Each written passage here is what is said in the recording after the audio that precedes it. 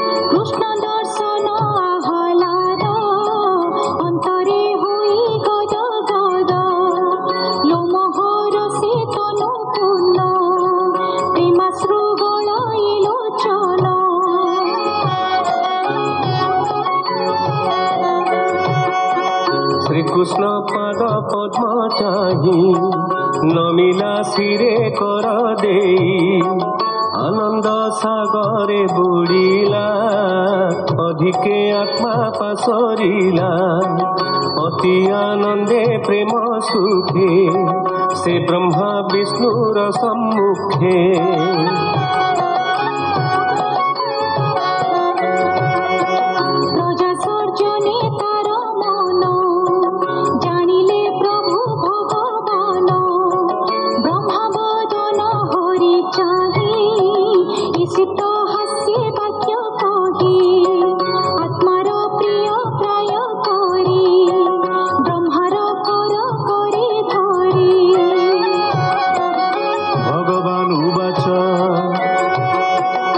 वेद गर्भ सृष्टि अर्थे तुम्भे जे तो सकल मोते अति दुस्तर घोर तके तेणु मु तोहर समीपे स्वभावे जोगी को दुर्लभ तोते मु हुइली सुलभ